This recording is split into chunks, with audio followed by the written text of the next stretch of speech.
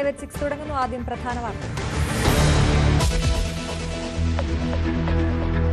ശബരിമല സ്വർണ്ണക്കൊള്ളയിൽ കണ്ഠരർ രാജീവർ അറസ്റ്റിൽ. പോറ്റിക്ക് വഴിയൊരുക്കിയത് തന്ത്രി എന്ന SIT. തെറ്റ് ചെയ്തിട്ടില്ലെന്ന തന്ത്രി. വൈദ്യപരിശോധന പൂർത്തിയാക്കി മജിസ്ട്രേറ്റിന് മുന്നിൽ ഹാജരാക്കും. സ്വർണ്ണക്കൊള്ളയിൽ കേസെടുത്ത് ED.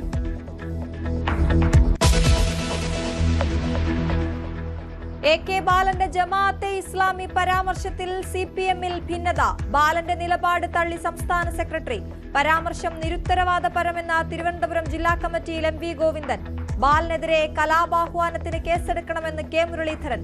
തിരുവനന്തപുരം ജില്ലാ പഞ്ചായത്തിലെ മുൻ ഭരണസമിതിയുടെ അഴിമതി അന്വേഷിക്കണമെന്ന് CPM-ൽ ആവശ്യം. തിരുവനന്തപുരത്ത് നിന്ന് പിടിയിലായ Sayyid Muhammad ആദിലിന് IS ബന്ധമെന്ന് ATS. IS ഘടകം രൂപീകരിക്കാൻ ശ്രമം നടത്തി. സോഷ്യൽ മീഡിയയിൽ വ്യാപക പ്രചരണം നടത്തി. എറണാകുളം ATS കേന്ദ്രത്തിൽ ആദിലിനെ ചോദ്യം ചെയ്തു. വിജയ് ചിത്രം ജനനായകന് തിരിച്ചടി. റിലീസിന് അനുമതിയില്ല. സിംഗിൾ ബെഞ്ച് ഉത്തരവിന് സ്റ്റേ.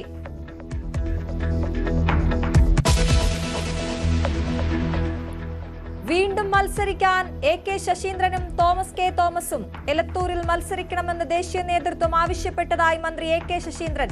കുട്ടനാട് മത്സരിക്കുമെന്ന് തോമസ് K തോമസ്. റെജി ലൂക്കോസിനെ ഏറ്റുമാനൂരോ കടുത്തുരുത്തിയിലോ ഇറക്കാൻ BJP.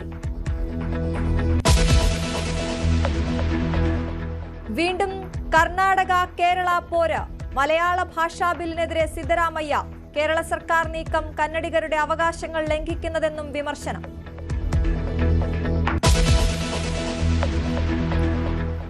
ശബരിമല സ്വർണ്ണക്കൊള്ളയിൽ നിർണായക അറസ്റ്റ്. തന്ത്രി കണ്ഠരർ രാജീവരുടെ അറസ്റ്റ് SIT രേഖപ്പെടുത്തി. കൊള്ളയിൽ നേരിട്ട് പങ്കുണ്ടെന്ന കണ്ടെത്തലിന്റെ അടിസ്ഥാനത്തിലാണ് അറസ്റ്റ്. ഉണ്ണികൃഷ്ണൻ പോറ്റിക്ക് സ്പോൺസർമാരിലേക്ക് വഴിയൊരുക്കിയത് തന്ത്രിയാണെന്നും കണ്ടെത്തലുണ്ട്. ഈഞ്ചക്കലിലെ ക്രൈംബ്രാഞ്ച് ഓഫീസിലേക്ക് വിളിച്ചുവരുത്തിയായിരുന്നു അറസ്റ്റ്. തിരുവനന്തപുരം ജനറൽ ആശുപത്രിയിലെ വൈദ്യപരിശോധനയ്ക്ക് ശേഷം തന്ത്രിയെ മജിസ്ട്രേറ്റിന് മുന്നിൽ ഹാജരാക്കും.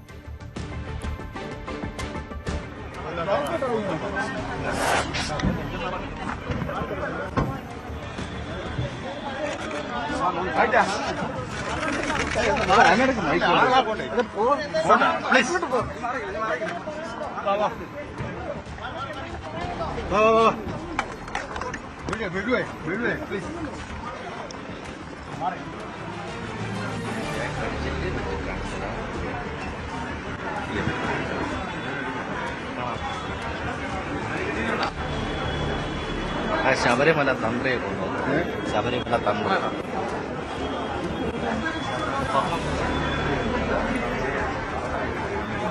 കൂടുതൽ വിവരങ്ങളുമായി തിരുവനന്തപുരത്ത് നിന്നും ഡാൻ കുര്യൻ ചേരുകയാണ്. ഡാൻ, നിർണായക അറസ്റ്റാണ് SIT നടത്തിയിരിക്കുന്നത്. ശബരിമല കൊള്ളക്കേസിൽ വലിയ തെളിവുകൾ ഈ തന്ത്രിക്കെതിരെ SITക്ക് ലഭിച്ചു എന്ന് തന്നെ വേണം കരുതാൻ.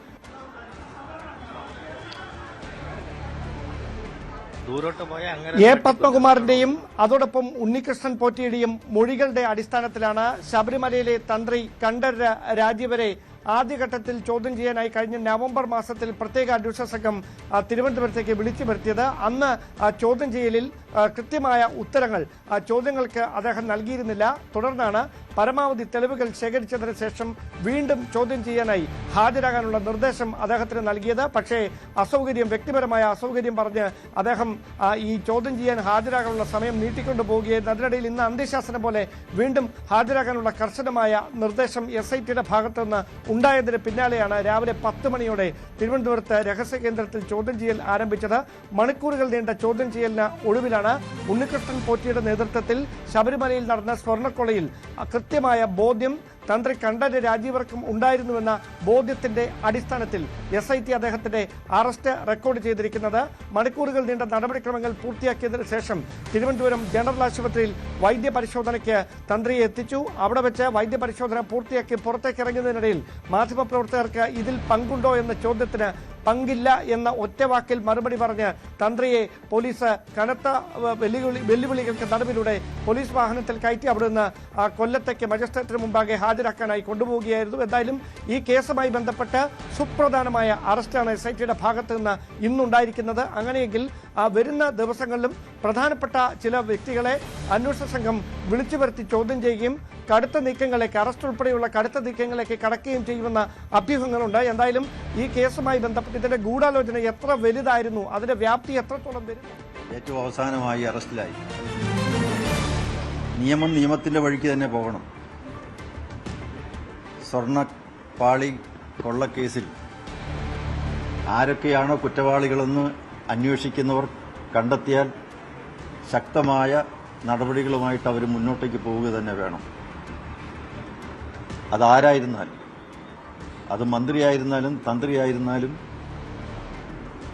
ആ നിലയ്ക്ക് അന്വേഷണത്തിൽ SIT കുറ്റക്കാരാണ് എന്ന് അവർക്ക് തെളിവുകൾ സഹിതം അവർക്ക് ബോധ്യപ്പെടുന്ന പക്ഷം അന്വേഷണം ശക്തിപ്പെടുത്തിക്കൊണ്ട് നിയമം നിയമത്തിന്റെ വഴിക്ക് പോവുക തന്നെ വേണം. പക്ഷേ ഈ അന്വേഷണത്തിൽ ഒട്ടേറെ സംശയങ്ങൾ ഉദിക്കുന്നു. മുൻ ദേവസ്വം വകുപ്പ് മന്ത്രി കടകംപള്ളി സുരേന്ദ്രനെ വിളിച്ചു വരുത്തി ചോദ്യം ചെയ്തു എന്ന് പറയുന്നു. പിന്നീട് എന്തുണ്ടായി? അന്നത്തെ ദേവസ്വം ബോർഡിന്റെ ഏറ്റവും ചുമതലക്കാരായി നിന്നിരുന്ന, അന്നത്തെ തീരുമാനമെടുത്ത യോഗത്തിൽ പങ്കെടുത്ത, മിനിറ്റ്സിൽ ഒപ്പുവെച്ച ദേവസ്വം ബോർഡ് പ്രസിഡന്റും അംഗങ്ങളും എല്ലാവരും കുറ്റക്കാരാണെന്നും അവരെ എന്തുകൊണ്ട് കേസിൽപ്പെടുത്തി അറസ്റ്റ് ചെയ്യുന്നില്ല എന്നുള്ള ചോദ്യം ഉയർന്നിട്ട് നാളുകൾ എത്രയായി. എന്നിട്ട് ഇപ്പോഴും അന്നത്തെ ദേവസ്വം ബോർഡ് മെമ്പർ ശങ്കർദാസ് ഇന്ന് കേസിൽപ്പെട്ട് അദ്ദേഹം അറസ്റ്റിലാവുന്നില്ല. ഇതെല്ലാം ഒട്ടേറെ സംശയങ്ങൾക്ക് ഇട നൽകുന്ന ഒരു കാര്യമാണ്. ഈ അന്വേഷണം നടക്കാൻ തുടങ്ങിയിട്ട് നാളുകൾ എത്രയായി. ഈ കേസിന്റെ മർമ്മപ്രധാനമായ വിഷയങ്ങളിലേക്ക് അന്വേഷണം കടന്നു ചെന്നിട്ടുണ്ടോ സംശയമാണ്. കാരണം ശബരിമല ക്ഷേത്രത്തിൽ നിന്നും ഈ സാധന സാമഗ്രികൾ, സ്വർണം, പാളികളെല്ലാം അവിടെ നിന്ന് എടുത്തുകൊണ്ടുപോയി അത് വിറ്റ് അത് എവിടെ എത്തി, ആരുടെ കൈകളിലെത്തി, ആർക്കൊക്കെ കിട്ടി, ഇതിന്റെ പണം എത്രയാണ്, ഈ വക ഒട്ടേറെ കാര്യങ്ങൾ സംബന്ധിച്ചുള്ള വിവരങ്ങൾ ഇപ്പോഴും പുറത്തു വന്നിട്ടില്ല. ഈ കേസിന്റെ മർമ്മപ്രധാനമായ വിഷയങ്ങളിലേക്ക് അന്വേഷണം എത്തിയെന്നോ അല്ലെങ്കിൽ അന്വേഷിച്ചതുകൊണ്ട് ഫലമുണ്ടായോ എന്നും വ്യക്തമായിട്ടില്ല. ഇതിൽ രാഷ്ട്രീയ ദുഷ്ടലാക്കുണ്ട്. CPMന്റെ പല നേതാക്കന്മാരും എന്തുകൊണ്ട് നിയമത്തിന്റെ മുന്നിൽ കൊണ്ടുവരാൻ SITക്ക് കഴിയുന്നില്ല? ഈ വക മർമ്മപ്രധാനങ്ങളായിട്ടുള്ള ചോദ്യങ്ങൾക്ക് ഇതേവരെ ഉത്തരം കിട്ടുന്നില്ല. അതുകൊണ്ട് SITയുടെ അന്വേഷണം കുറച്ചുകൂടി വ്യാപകവും ശക്തവുമാകണം എന്ന് ഭക്തജനങ്ങൾ ആഗ്രഹിക്കാൻ തുടങ്ങിയിട്ട് നാളുകൾ കുറേയായി. എന്തുകൊണ്ടാണ് ഗവൺമെന്റ്, ED, അതുപോലെ CBI തുടങ്ങിയിട്ടുള്ള കേന്ദ്ര അന്വേഷണ ഏജൻസികൾ തങ്ങളുടെ അന്വേഷണം ഈ ശബരിമല സ്വർണ്ണക്കൊള്ള കേസിൽ കൊണ്ടുവരുന്നതിന് എതിർക്കുന്നത് എന്തിനാണ്? സർക്കാരിന് ഇഷ്ടമല്ല, അതുപോലെ SITക്ക് ഇഷ്ടമല്ല, ദേവസ്വം ബോർഡിനും ഇഷ്ടമല്ല. എന്തുകൊണ്ട് അവരൊക്കെ അനിഷ്ടം കാട്ടുന്നു? അതിലും ദുരൂഹതയുണ്ട്. ഏത് ഏജൻസികൾ അന്വേഷിച്ചാലും, എത്ര കണ്ട് അന്വേഷണം വിപുലവും വ്യാപകമാക്കിയാലും കുറ്റക്കാരെ നിയമത്തിന്റെ മുന്നിൽ കൊണ്ടുവരണമെന്നാണ് കേരള സർക്കാരും ഒക്കെ ആഗ്രഹിക്കുന്നതെങ്കിൽ CBI വരട്ടെ. അതിലെന്തിനു ഭയപ്പെടണം? അപ്പോൾ CBI വരണ്ട, ED വേണ്ട, അന്വേഷണത്തിൽ വേറെ ആരും ഇടപെടാൻ പാടില്ല. ഇതിന്റെ വിവിധ മാനങ്ങൾ ഉള്ള കേസായതുകൊണ്ട് അതിന്റെ അന്വേഷണം വ്യാപകമാകാൻ പാടില്ല. സംസ്ഥാനാന്തര ബന്ധം, അതുപോലെ ദേശാന്തര ബന്ധം ഒക്കെയുള്ള ഈ ഒരു വലിയ വിഷയത്തിൽ മറ്റ് അന്വേഷണ ഏജൻസികളൊന്നും പാടില്ല, ദേശീയ ഏജൻസികൾ വേണ്ട എന്ന സർക്കാരിന്റെ നിലപാട് സംശയാസ്പദമാണ്. ഇതെല്ലാം കൂടി ചിന്തിക്കുമ്പോൾ എന്തൊക്കെയോ ദുരൂഹതകൾ ഉണ്ട്. ചില നീക്കുപോക്കുകളൊക്കെ ഇതിൽ നടന്നിട്ടുണ്ട് എന്നുള്ള സംശയം ഭക്തജനങ്ങൾക്കുണ്ട്. ശബരിമല ക്ഷേത്രത്തിൽ മകരവിളക്ക് നടക്കാൻ ഏതാനും ദിവസങ്ങൾ മാത്രം അവശേഷിക്കുമ്പോൾ തന്ത്രിമുഖ്യൻ ആ ക്ഷേത്രത്തിന്റെ ആ കാലയളവിലെല്ലാം തന്ത്രിയായിരുന്ന ഒരാൾ അറസ്റ്റ് ചെയ്യപ്പെടുന്നു എന്ന് പറയുമ്പോൾ അത് ഞെട്ടിപ്പിക്കുന്നതാണ്, വേദനിപ്പിക്കുന്നതാണ്. ആ കുറ്റം അദ്ദേഹം ചെയ്തിട്ടുണ്ടോ ഇല്ലയോ എന്നുള്ളതിനെ സംബന്ധിച്ച് ഉള്ള നിരപരാധിത്വം തെളിയിക്കാൻ അദ്ദേഹത്തിനും ചുമതലയുണ്ട്, അതിനുള്ള അവസരങ്ങളുണ്ട്. അതുകൊണ്ട് കേസന്വേഷണത്തെ സംബന്ധിച്ചിടത്തോളമുള്ള സംശയങ്ങൾ നീക്കാൻ SIT തയ്യാറാവണം. കേന്ദ്ര ഏജൻസികളെ അന്വേഷിക്കാൻ ഉള്ള സംവിധാനം ഒരുക്കാൻ SITയും മുന്നോട്ടേക്ക് വരണം, ശ്രമിക്കണം എന്ന് മാത്രമാണ് ഈ അവസരത്തിൽ പറയാനുള്ളത്. കഴിഞ്ഞ ദിവസം ഹൈക്കോടതി അന്വേഷണ സംഘത്തിന്റെ പ്രവർത്തനം ശരിയായ ദിശയിലാണ്, അവരെ അനാവശ്യ സമ്മർദ്ദത്തിൽപ്പെടുത്താൻ ശ്രമിക്കുന്നു, അത് പാടില്ല നിരീക്ഷണമൊക്കെ നടത്തിയിരുന്നു. അതിന് പിന്നാലെയാണ് അറസ്റ്റ് ഉണ്ടായിരിക്കുന്നത്. അല്ല, അത് സംബന്ധിച്ചുള്ള കേസുണ്ടല്ലോ. CBI അന്വേഷണം വേണം എന്നാവശ്യപ്പെട്ടുകൊണ്ട് ഭാരതീയ ജനതാ പാർട്ടിയുടെ സംസ്ഥാന പ്രസിഡന്റ് രാജീവ് ചന്ദ്രശേഖർ കേരള ഹൈക്കോടതി മുമ്പിൽ കേസുണ്ട്.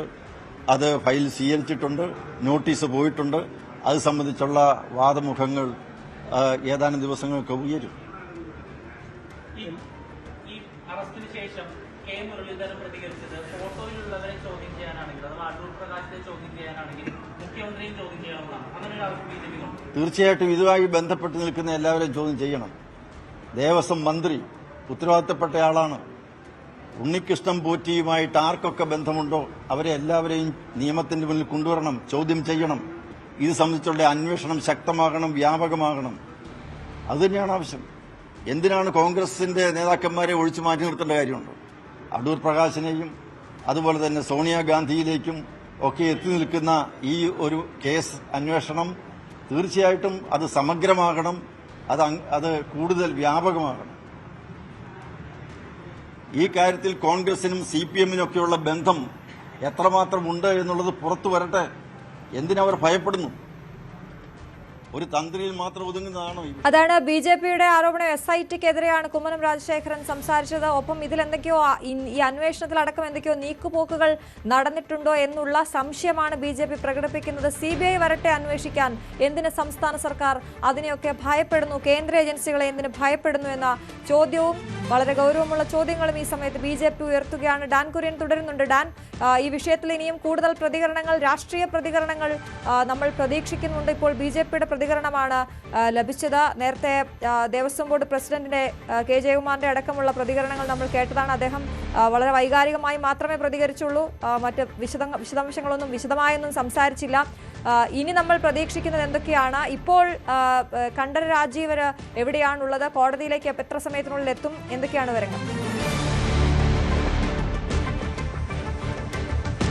1.5 മണിക്കൂറിനകത്ത് അദ്ദേഹത്തെ കൊല്ലത്ത് മജിസ്ട്രേറ്റിന് മുമ്പാകെ എത്തിക്കും. ഒരുപക്ഷെ ഇങ്ങനെ ഒരു പ്രധാനപ്പെട്ട കേസായതിനാൽ കോടതി അല്പസമയം കൂടി കഴിഞ്ഞായിരിക്കും നടപടികൾ അവസാനിപ്പിക്കുക. അതല്ല എങ്കിൽ മജിസ്ട്രേറ്റിന്റെ വസതിയിൽ ഹാജരാക്കുകയായിരിക്കും ചെയ്യുക. പതിവ് അങ്ങനെയാണ്.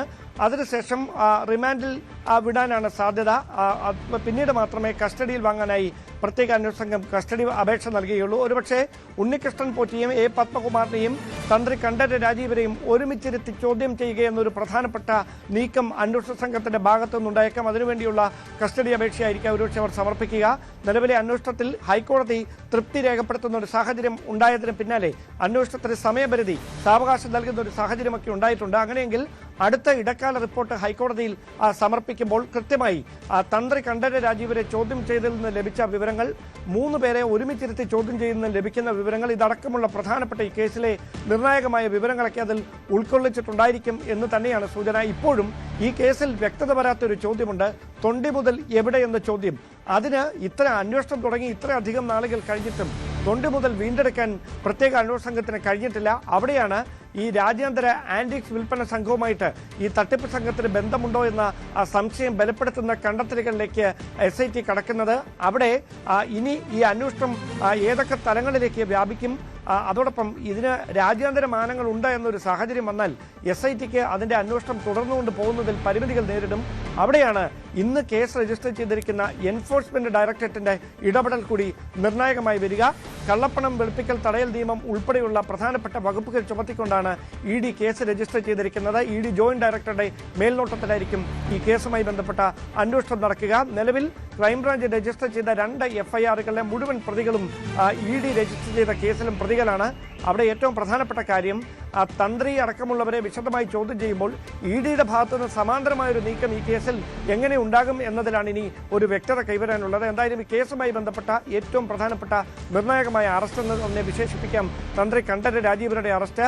അതായത് അന്വേഷണ ഉദ്യോഗസ്ഥർക്ക് മേലും അന്വേഷണ സംഘത്തിന് മേലും വലിയ സമ്മർദ്ദം, രാഷ്ട്രീയ സമ്മർദ്ദം ഏറുന്നുവെന്ന പ്രതിപക്ഷത്തിന്റെ വിമർശനങ്ങൾക്കിടയിലാണ് ഇങ്ങനെയൊരു അറസ്റ്റിലേക്ക് അവർ കടന്നിരിക്കുന്നത് എന്നത് വളരെ ശ്രദ്ധേയമായിട്ടുള്ള കാര്യമാണ്. അങ്ങനെയെങ്കിൽ ഇതിനോട് രാഷ്ട്രീയമായ പ്രതികരണങ്ങൾ എല്ലാ കോണുകളിൽ നിന്നും വന്നുകൊണ്ടിരിക്കുകയാണ്. അതോടൊപ്പം മുൻ ദേവസ്വം മന്ത്രി അടക്കമുള്ളവരെ എന്തുകൊണ്ട് ചോദ്യം ചെയ്യുന്നില്ല എന്ന രാഷ്ട്രീയമായ വിമർശനം ഉന്നയിച്ചുകൊണ്ട് ബിജെപിയും കോൺഗ്രസും ഒരുപോലെ രംഗത്തെത്തുന്ന സാഹചര്യം. KPC അധ്യക്ഷൻ സണ്ണി ജോസഫ് അല്പസമയം മുമ്പ് കണ്ണൂരിൽ മാധ്യമങ്ങളെ കണ്ടപ്പോൾ പ്രതികരിച്ചത് ഇക്കാര്യമാണ്. അതിനുശേഷം അല്പസമയം മുമ്പ് കുമ്മനം രാജശേഖരനും ഇതേ കാര്യം തന്നെ ആവർത്തിക്കുന്ന സാഹചര്യം ഉണ്ടായിരിക്കുന്നു. അങ്ങനെയെങ്കിൽ രാഷ്ട്രീയമായി ഏതെങ്കിലും ഉന്നതരെ ലക്ഷ്യം വെച്ചുകൊണ്ട് അന്വേഷണ സംഘത്തിന്റെ തുടർ നീക്കങ്ങൾ ചടലുമായി ഉണ്ടാകുമോ, അതോ ആ തന്ത്രി ഉൾപ്പെടെയുള്ളവരെ കേന്ദ്രീകരിച്ചുകൊണ്ട് ഇപ്പോൾ നടക്കുന്ന അന്വേഷണത്തിന്റെ സമഗ്രമായ റിപ്പോർട്ട് ഹൈക്കോടതിയിൽ സമർപ്പിച്ചതിന് ശേഷം കോടതിയുടെ നിരീക്ഷണത്തിൽ, കോടതിയുടെ നിർദ്ദേശത്തിന്റെ അടിസ്ഥാനത്തിൽ മാത്രമേ തുടർ നീക്കങ്ങളിലേക്ക് കടക്കുകയുള്ളൂ. ഇതടക്കമുള്ള കാര്യങ്ങളാണ് ഇനി വ്യക്തത കൈവരാനുള്ളത്. അതാണ് ഇപ്പോൾ എന്തായാലും താൻ നിരപരാധിയാണ് എന്നാണ് തന്ത്രി കണ്ഠരര് രാജീവര് വൈദ്യപരിശോധനയ്ക്ക് എത്തിയപ്പോൾ മാധ്യമങ്ങളുടെ ചോദ്യങ്ങൾക്ക് മറുപടിയായി തലകുലുക്കിയത്. വൈദ്യപരിശോധനയ്ക്ക് എത്തിച്ചപ്പോഴായിരുന്നു ആ പ്രതികരണം. താങ്കൾ കുറ്റം ചെയ്തിട്ടുണ്ടോ എന്ന് മാധ്യമപ്രവർത്തകർ ആവർത്തിച്ച് ചോദിച്ചപ്പോൾ ഇല്ല എന്നായിരുന്നു മറുപടി. ആരെങ്കിലും കുടുക്കിയതാണോ എന്ന ചോദ്യത്തിന് പ്രതികരിക്കാനും തയ്യാറായില്ല.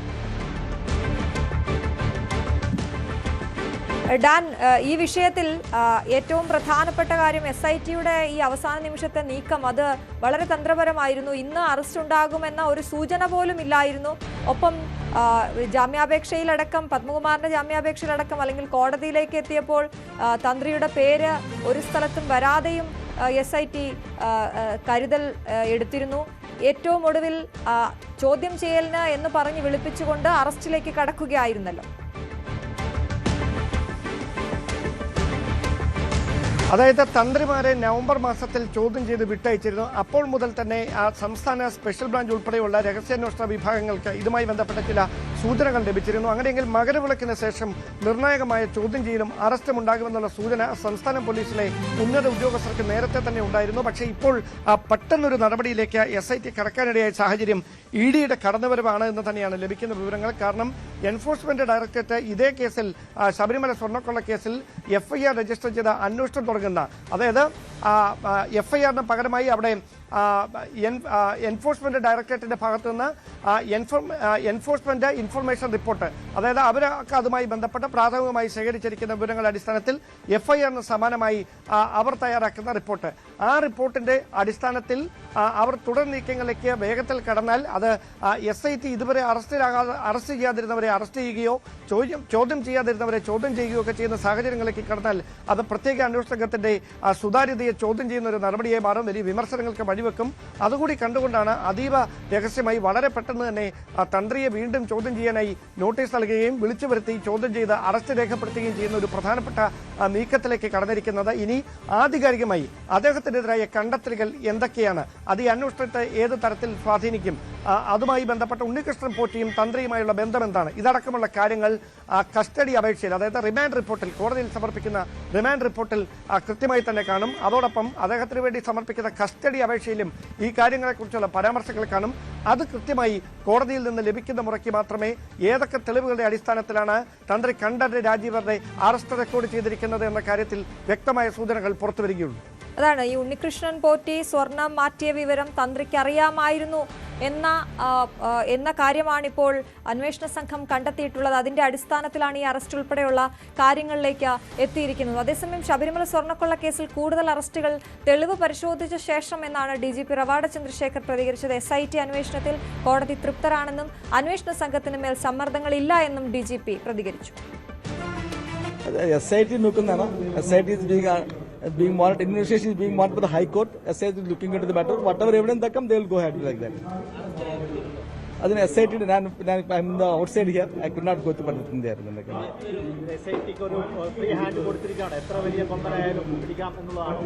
Definitely the SIT യാതൊരു റിസ്ട്രിക്ഷനോ അങ്ങനെ ഒന്നുമില്ല.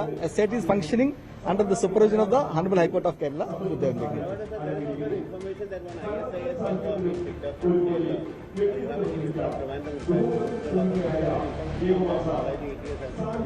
Actually, he came from outside and he was arrested here because the LOC against him. Yes. Sabarimala സ്വർണ്ണക്കൊള്ള കേസിൽ അന്വേഷണം ശരിയായ ദിശയിലെന്ന് മന്ത്രി VN വാസവൻ പ്രതികരിച്ചു. തന്ത്രിയെ അറസ്റ്റ് ചെയ്തതിൽ പ്രത്യേക അഭിപ്രായമില്ലെന്നും മന്ത്രി പ്രതികരിച്ചു.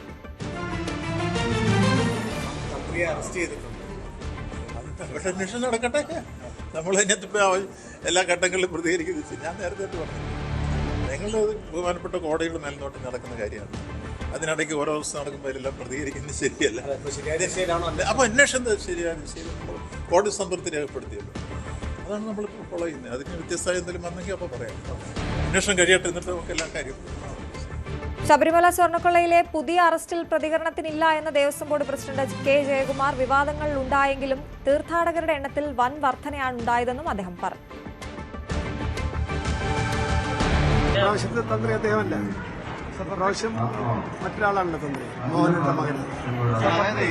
വലിയവരാണെങ്കിലും സംരക്ഷിക്കപ്പെടില്ല എന്ന സന്ദേശം അവനവൻ അർഹതപ്പെട്ട കാര്യങ്ങളേ പറയാനുള്ളൂ. ഈ ചോദ്യങ്ങൾക്കൊന്നും ഞാൻ ഉത്തരം പറയാൻ ഞാൻ ആളല്ല. എന്തെങ്കിലും പറഞ്ഞ് വിവാദം ഉണ്ടാക്കാനും ഞാൻ ആഗ്രഹിക്കുന്നില്ല. സ്വർണം പോയിട്ട് അവിടുന്ന് എന്ത് നഷ്ടപ്പെട്ടാലും അയ്യപ്പന്മാർക്ക് മുഖം തന്നെയാണ്.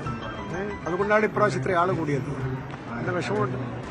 അത് കൂടുതൽ ഈ അറസ്റ്റിനെ പറ്റി, കേസിനെ പറ്റിയൊന്നും പറയുന്നത് നിയമപരമായി സാധൂകരിക്കത്തക്കതല്ല കേട്ടോ. ശബരിമല സ്വർണ്ണക്കൊള്ളയിൽ നഷ്ടപ്പെട്ട സ്വർണം തിരിച്ചുപിടിക്കണമെന്നാണ് സർക്കാർ നിലപാടെന്ന് ഇടതുമുന്നണി കൺവീനർ TP രാമകൃഷ്ണൻ. സ്വർണ്ണക്കൊള്ളയിലെ പ്രചരണം ജനങ്ങളിൽ തെറ്റിദ്ധാരണ ഉണ്ടാക്കിയിട്ടുണ്ടാകും. കുറ്റവാളികൾ രക്ഷപ്പെടാൻ പാടില്ല.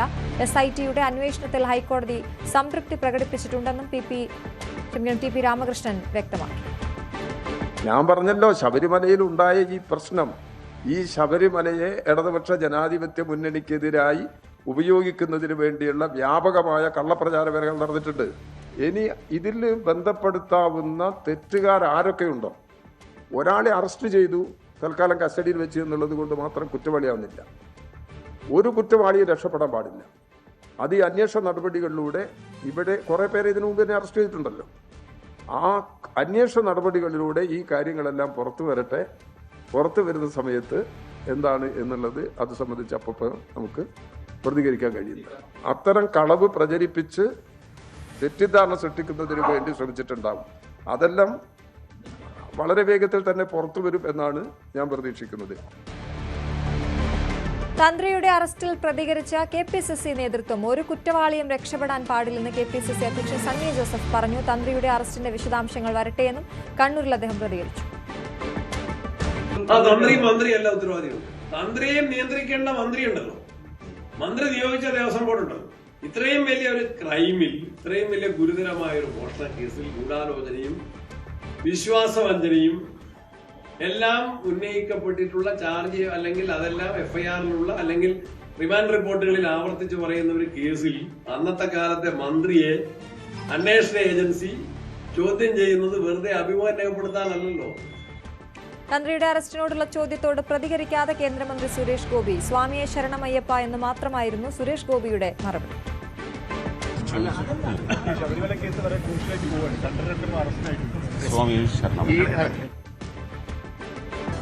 തിരുവനന്തപുരത്ത് നിന്ന് കഴിഞ്ഞ ദിവസം പിടിയിലായ Sayyid Muhammad ആദിലിന് IS ബന്ധമെന്ന് ATS. Ernakulam ATS കേന്ദ്രത്തിൽ ആദിലിനെ കൂടുതൽ ചോദ്യം ചെയ്യുകയാണ്. IS ഘടകം രൂപീകരിക്കാൻ ശ്രമം നടത്തിയെന്നും ഇതിന്റെ ഭാഗമായി സോഷ്യൽ മീഡിയയിൽ വ്യാപക പ്രചരണം നടത്തിയെന്നും കണ്ടെത്തിയിട്ടുണ്ട്. പ്രോജക്ട് ഹൾക്കിന്റെ ഭാഗമായി രജിസ്റ്റർ ചെയ്ത കേസിലാണ് നടപടി. ഈ കേസിൽ ഉൾപ്പെട്ട മറ്റ് പ്രതികളെ ATS നേരത്തെ അറസ്റ്റ് ചെയ്ത് ചോദ്യം ചെയ്തു. കഴിഞ്ഞ ബുധനാഴ്ച ഉച്ചയ്ക്ക് ഒരു മണിയോടെയാണ് തിരുവനന്തപുരം രാജ്യാന്തര വിമാനത്താവളത്തിൽ നിന്ന് എറണാകുളം മൂവാറ്റുപുഴ സ്വദേശിയായ സയ്യിദ് മുഹമ്മദ് ആദിൽ എന്ന വ്യക്തിയെ പിടികൂടുന്നത്. അവിടെ നിന്ന് വലിയതുറ പോലീസിനെ കൈമാറുകയായിരുന്നു. നേരത്തെ ലുക്കൌട്ട് സർക്കുലർ ഇയാൾക്കെതിരെ നിലനിൽക്കുന്ന ഒരു പശ്ചാത്തലത്തിലാണ് വിമാനത്താവളത്തിൽ എത്തിയ ഉടനെ കൃത്യമായി അലർട്ട് ലഭിക്കുകയും അങ്ങനെ പോലീസിന് വിവരം കൈമാറുകയും ചെയ്തത്. അതായത് ഇയാൾ സൗദി അറേബ്യയിൽ താമസിക്കുന്ന സമയത്താണ് ഇയാൾക്കെതിരെ ലുക്കൌട്ട് സർക്കുലർ പുറപ്പെടുവിച്ചിരിക്കുന്നത്. ഇയാൾക്കെതിരെ നേരത്തെ രജിസ്റ്റർ ചെയ്ത കേസിൽ മറ്റ് പ്രതികളെ, അതായത് സമൂഹ മാധ്യമങ്ങളിലൂടെ IS ആശയങ്ങൾ പ്രചരിപ്പിക്കുന്നതിന് ബോധപൂർവമായ നീക്കം നടത്തി എന്നതാണ് പ്രധാനപ്പെട്ട ആക്ഷേപം. ഈ കേസുമായി ബന്ധപ്പെട്ട് മറ്റുള്ളവരെ നേരത്തെ അറസ്റ്റ് ചെയ്യുകയും അവരെ വിശദമായി ചോദ്യം ചെയ്യുകയും ഒക്കെ ചെയ്തതാണ്. പക്ഷേ ഈ സയ്യിദ് മുഹമ്മദ് ആദിലിനെ പിടികൂടാൻ കഴിഞ്ഞിരുന്നില്ല. അതിനിടയിലാണ് ഇയാൾ ഇന്ത്യയിലേക്ക് എത്തിയിട്ടുണ്ട് എന്ന പ്രധാനപ്പെട്ട വിവരം ലഭിക്കുകയും തിരുവനന്തപുരം രാജ്യാന്തര വിമാനത്താവളത്തിൽ നിന്ന് കഴിഞ്ഞ ദിവസം ഉച്ചയോടെ പിടികൂടുകയും ചെയ്തത്. വലിയതറ പോലീസിന്റെ പിടിയിലായ സയ്യിദിനെ പ്രാഥമികമായ ചോദ്യം ചെയ്യലിന് ശേഷം ATSന് കൈമാറുകയായിരുന്നു. ATSന്റെ കൊച്ചിയിലെ ഓഫീസിലെത്തിച്ചാണ് വിശദമായ ചോദ്യം ചെയ്യൽ നടക്കുന്നത്. എത്ര വർഷമായി ഇത്തരത്തിൽ ISന്റെ ആശയങ്ങളിൽ ആകൃഷ്ടനായി ഇങ്ങനെയുള്ള പ്രവർത്തനങ്ങൾ സമൂഹമാധ്യമങ്ങളുടെ IS ആശയങ്ങൾ പ്രചരിപ്പിക്കുന്നതിന് നീക്കം തുടങ്ങിയിട്ട് മറ്റ് ആരൊക്കെ ഇത്തരത്തിലുള്ള സഹായം നൽകുന്നതിനായി സംസ്ഥാനത്തിനകത്ത് നിന്ന് സയ്യിദ് മുഹമ്മദിനൊപ്പമുണ്ട്, ഇതടക്കമുള്ള കാര്യങ്ങളാണ് ATS പ്രധാനമായി ചോദിച്ചറിയുന്നത്. അതോടൊപ്പം ഈ IS ബന്ധത്തിന്റെ പേരിൽ സിറിയ ഉൾപ്പെടെയുള്ള ഏതെങ്കിലും രാജ്യങ്ങളിൽ സന്ദർശനം നടത്തിയിട്ടുണ്ടോ, മറ്റേതെങ്കിലും തരത്തിലുള്ള ഇടപാടുകളുടെ ഭാഗമായിട്ടുണ്ടോ, ഇതടക്കമുള്ള കാര്യങ്ങളിലൊക്കെ വ്യക്തത വരുത്തുന്നതിന് വേണ്ടിയാണ് വിശദമായ ചോദ്യം ചെയ്യൽ പുരോഗമിക്കുന്നത്. UAPA ചുമത്തിക്കൊണ്ടാണ് ഈ കേസ് നേരത്തെ രജിസ്റ്റർ ചെയ്തത്. ആ കേസിലാണ് എറണാകുളം മൂവാറ്റുപുഴ സ്വദേശിയായ സയ്യിദ് മുഹമ്മദ് ആദിൽ എന്ന വ്യക്തി കഴിഞ്ഞ ദിവസം പിടിയിലായിരിക്കുന്നത്. UDF അധികാരത്തിൽ വന്നാൽ ജമാഅത്തെ ഇസ്ലാമി ആഭ്യന്തര വകുപ്പിന്റെ ചുമതല വഹിക്കുമെന്ന AK ബാലന്റെ പരാമർശത്തിൽ CPMൽ ഭിന്നത. ബാലന്റെ നിലപാട് തള്ളിയ സംസ്ഥാന സെക്രട്ടറി MV ഗോവിന്ദൻ തിരുവനന്തപുരം ജില്ലാ കമ്മിറ്റി യോഗത്തിൽ രൂക്ഷ വിമർശനം ഉന്നയിച്ചു. പരാമർശം നിരുത്തരവാദപരമാണെന്നും പാർട്ടി അതിനെ തള്ളിക്കളയുന്നതായും MV ഗോവിന്ദൻ ജില്ലാ കമ്മിറ്റി അറിയിച്ചു. AK ബാലൻ പറഞ്ഞത് അനുഭവത്തിന്റെ വെളിച്ചത്തിലാകുമെന്നായിരുന്നു മുഖ്യമന്ത്രിയുടെ പ്രതികരണം. ഇന്നത്തെ കേരളം നമ്മുടെ രാജ്യത്തിന് മുന്നിലൊരു മാതൃകയാണ്. അതായത് വർഗീയ സംഘർഷങ്ങളില്ല, വർഗീയ കലാപങ്ങളില്ല. എന്നാൽ അതിൽ നിന്ന് വ്യത്യസ്തമായ ചിത്രം കേരളത്തിലുണ്ടായിരുന്നു. അതാണ് സഖാവ് AK ബാലൻ ഓർമ്മിപ്പിച്ചത് എന്നാണ് ഞാൻ കരുതുന്നത്. ജമാഅത്തെ ഇസ്ലാമിയുമായി ബന്ധപ്പെട്ട് AK ബാലൻ നടത്തിയ പ്രസ്താവനയെ മുഖ്യമന്ത്രി പിണറായി വിജയൻ പൂർണ്ണമായും തള്ളിപ്പറഞ്ഞില്ല. മാറാട് ഉൾപ്പെടെയുള്ള കാര്യങ്ങൾ ചൂണ്ടിക്കാട്ടിയാണ്, മാറാട് കലാപം നടന്നപ്പോൾ ഉണ്ടായ സംഭവങ്ങൾ ചൂണ്ടിക്കാട്ടിയാണ്, അന്ന് കോൺഗ്രസ് എടുത്ത നിലപാടുകൾ പറഞ്ഞാണ് ബാലനെ മുഖ്യമന്ത്രി ന്യായീകരിച്ചത്. മാറാട് കലാപം ആവർത്തിച്ചേക്കാമെന്ന ബാലന്റെ പ്രസ്താവനയ്ക്കെതിരെയാണ് വലിയ വിമർശനങ്ങൾ UDFും അതുപോലെ തന്നെ ജമാഅത്തെ ഇസ്ലാമി അടക്കമുള്ള സംഘടനകളും ഉയർത്തുന്നത്. ഇന്നലെ CPMന്റെ സംസ്ഥാന സെക്രട്ടറി MV ഗോവിന്ദൻ തിരുവനന്തപുരത്ത് മാധ്യമങ്ങളെ കാണുമ്പോൾ ബാലനെ പരോക്ഷമായി തള്ളിപ്പറഞ്ഞിരുന്നു. പാർട്ടി നിലപാട് താൻ പറയും, അതാണ് പാർട്ടി നിലപാട് എന്ന് പറഞ്ഞാണ് ബാലന്റെ പ്രസ്താവനയോട് ഉള്ള വിയോജിപ്പ് പരോക്ഷമായെങ്കിലും MV ഗോവിന്ദൻ സൂചിപ്പിച്ചത്. അതിനുശേഷം CPMന്റെ ജില്ലാ കമ്മിറ്റി യോഗത്തിൽ പങ്കെടുക്കുമ്പോൾ വലിയ വിമർശനങ്ങൾ AK ബാലന്റെ പ്രസ്താവനയ്ക്കെതിരെ കമ്മിറ്റിയിൽ ഉയർന്നു വന്നു. ആ വിമർശനങ്ങളെ ശരിവെച്ചുകൊണ്ട്, വിമർശനങ്ങൾ ശരിയാണ്, ബാലന്റെ പ്രസ്താവന നിരുത്തരവാദപരമെന്ന നിലപാടാണ് കമ്മിറ്റിയിലും MV ഗോവിന്ദൻ സ്വീകരിച്ചത്. പാലക്കാട് ജില്ലാ കമ്മിറ്റിയിലും AK ബാലന്റെ പ്രസ്താവനകൾ ആരും ഏറ്റുപിടിക്കരുത്, അത് പാർട്ടിക്ക് തിരിച്ചടി ഉണ്ടാക്കുന്ന തരത്തിലുള്ള വിമർശനം ഉയർന്നു വന്നിരുന്നു. പക്ഷേ ഇതിലൊരു ഐക്യം CPMനില്ല എന്നുള്ള ഏറ്റവും പ്രധാനപ്പെട്ട കാര്യം. മുഖ്യമന്ത്രി പിണറായി വിജയൻ ബാലനെ തള്ളിപ്പറയാത്തതാണ് CPMന്റെ ഒരു ആശയക്കുഴപ്പത്തിനിടയാക്കി. പ്രതിപക്ഷം ഇപ്പോൾ അതുതന്നെയാണ് ചോദ്യം ചെയ്യുന്നത്. മുഖ്യമന്ത്രി പറയുന്നതാണോ, സംസ്ഥാന സെക്രട്ടറി പറയുന്നതാണോ, ഏതാണ് ഞങ്ങൾ വിശ്വസിക്കേണ്ടെന്ന ചോദ്യമാണ് പ്രതിപക്ഷവും മുന്നോട്ട് വയ്ക്കുന്നത്. ഏതായാലും ജമാഅത്തെ ഇസ്ലാമി അടക്കമുള്ള ന്യൂനപക്ഷ സമുദായങ്ങളിലെ തീവ്ര സംഘടനകളെന്ന് CPM ആരോപിക്കുന്ന സംഘടനകളോടെടുക്കുന്ന നിലപാടുകൾ പൊതുവിൽ ന്യൂനപക്ഷ വിരുദ്ധ നിലപാടുകളായി ചിത്രീകരിക്കപ്പെടുന്ന ആശങ്ക CPMനുമുണ്ട്. അത് വലിയൊരു ആശയക്കുഴപ്പവും അവ്യക്തതയും CPM നേതാക്കൾക്കിടയിൽ പൊതുവിലും സൃഷ്ടിക്കപ്പെടുന്നുണ്ട്. ജമാഅത്തെ ഇസ്ലാമിക്കെതിരായ പരാമർശം നടത്തിയ AK ബാലനെ മുഖ്യമന്ത്രി ന്യായീകരിച്ചതിലൂടെ CPMന് ഡബിൾ റോൾ എന്ന് K മുരളീധരൻ. മതപരമായ ചേരിതിരിവുണ്ടാക്കി ഒരുമിപ്പിക്കുക എന്നതാണ് ലക്ഷ്യം. പഴയ ചരിത്രം ആവർത്തിക്കുമെന്ന് പറയുന്നത് കലാപത്തിനുള്ള ആഹ്വാനമെന്നും K മുരളീധരൻ പറഞ്ഞു. അതായത് AK ബാലൻ പറഞ്ഞത് മുഖ്യമന്ത്രിയുടെ അനുവാദത്തോടു കൂടിയിട്ടാണ്, അതാണ് ധൈര്യത്തിൽ പറഞ്ഞത്. ഇക്കാര്യത്തിൽ മാർക്സിസ്റ്റ് പാർട്ടിയുടെ ഡബിൾ റോളാണ്. പാർട്ടി സെക്രട്ടറി ബാലനെതിരായി നിൽക്കുന്നു, മുഖ്യമന്ത്രി ബാലിന് അനുകൂലമായി നിൽക്കുന്നു. ഇവരുടെ ഉദ്ദേശം ഒരു മതപരമായിട്ടുള്ള ചേരിതിരിവുണ്ടാക്കി വോട്ട് പിടിക്കുക എന്നുള്ളതാണ്. ഇവർക്ക് ആരെയും പിന്തുണ കിട്ടില്ല. ഇവർക്ക് ന്യൂനപക്ഷങ്ങൾ ഇവരെ വിശ്വസിക്കില്ല. ശബരിമലയിലെ സ്വർണം കെട്ട ആളുകളെ അധികാരത്തിൽ കൊണ്ടുവരാൻ മറ്റ് വിഭാഗങ്ങളും തയ്യാറാവില്ല. ഇപ്പൊ രണ്ടുപേരെ വോട്ട് ഇവർക്ക് കിട്ടാൻ പോകുന്നില്ല. ഇവരുദ്ദേശിച്ചത് ഒരു ധ്രുവീകരണം ഉണ്ടാക്കി വോട്ട് പിടിക്കാനാണ്. ഞങ്ങൾ തറപ്പിച്ച് പറയുന്നു, ഒരു വിഭാഗത്തിന് വോട്ട് ഇവർക്ക് കിട്ടില്ല. ശബരിമലയിൽ സ്വർണ്ണക്കൊള്ള നടത്തിയവരെ ഒരു സമുദായം അംഗീകരിക്കാൻ പോകുന്നു. മാറാട് കലാപം കേരളത്തിനേറ്റ മുറിവാണെന്നും ആ മുളകിൽ ആ മുറിവിൽ മുളക് പുരട്ടുകയാണ് മുഖ്യമന്ത്രി ചെയ്യുന്നതെന്നും രമേശ് ചെന്നിത്തല. BJPക്കും RSSനും ചെയ്യാൻ പറ്റാത്ത ജോലിയാണ് മുഖ്യമന്ത്രി ഏറ്റെടുക്കുന്നത്. ന്യൂനപക്ഷ വർഗീയതയും ഭൂരിപക്ഷ വർഗീയതയും തരം പോലെ പ്രോത്സാഹിപ്പിക്കുകയാണ് CPM എന്നും രമേശ് ചെന്നിത്തല വിമർശിച്ചു. നമുക്കറിയാം, നമ്മുടെ നാട്ടിൽ ഒരു മുറിവുണ്ടായാൽ ആ മുറിവ് ഉണക്കാനാണ് നമ്മൾ ശ്രമിക്കുന്നത്. മാറാട് ഒരു മുറിവാണ്. കേരളത്തിലുണ്ടായ ഏറ്റവും ദൗർഭാഗ്യകരമായ ഒരു സംഭവമാണ്. ആ മുറിവിൽ വീണ്ടും വീണ്ടും മുളക് തേക്കുന്ന ജോലിയാണ് കേരളത്തിലെ മുഖ്യമന്ത്രി ഇപ്പോൾ ചെയ്തുകൊണ്ടിരിക്കുന്നത്. പിണറായി ഭരണത്തിൽ RSS പിടിമുറുക്കുന്നു എന്ന് പറഞ്ഞത് ആരാണ്? ഇടതുപക്ഷ മുന്നണിയുടെ ഘടകകക്ഷികൾക്ക് പോലും ആ അഭിപ്രായമുണ്ട്. JB കോശി കമ്മീഷൻ റിപ്പോർട്ടിൽ മുഖ്യമന്ത്രിയെ തള്ളി ദീപിക ദിനപത്രം. തെരഞ്ഞെടുപ്പ് അടുത്തപ്പോൾ JB കോശി കമ്മീഷൻ റിപ്പോർട്ടിനെ കുറിച്ച് മുഖ്യമന്ത്രി വസ്തുതാവിരുദ്ധമായി സംസാരിക്കുന്നുവെന്നാണ് വിമർശനം. റിപ്പോർട്ടിലെ ശുപാർശകൾ നടപ്പിലാക്കിയെന്ന വാദം വസ്തുതാവിരുദ്ധമാണ്. ക്രൈസ്തവ ന്യൂനപക്ഷം വെറും പോഴന്മാരാണെന്ന് മുഖ്യമന്ത്രി കരുതുന്നു എന്ന് കുറ്റപ്പെടുത്തിയ മുഖപ്രസംഗം റിപ്പോർട്ട് പുറത്തുവിടണമെന്ന ആവശ്യവും മുന്നോട്ട് വയ്ക്കുന്നു. SNDP യോഗം ജനറൽ സെക്രട്ടറി വെള്ളാപ്പള്ളി നടേശനെതിരെ CPM തിരുവനന്തപുരം ജില്ലാ കമ്മിറ്റിയിൽ രൂക്ഷ വിമർശനം. വർഗീയ പരാമർശം ആവർത്തിക്കുന്ന വെള്ളാപ്പള്ളിയെ പിന്തുണച്ചാൽ ഇനിയും തിരിച്ചടിയുണ്ടാകും. നായാടി മുതൽ നമ്പൂതിരി വരെയുള്ള ഐക്യത്തിനിറങ്ങിയ വെള്ളാപ്പള്ളിയാണ് വർഗീയ വിഭജനത്തിന് തുടക്കം കുറിച്ചതെന്നും യോഗത്തിൽ വിമർശനം ഉയർന്നു.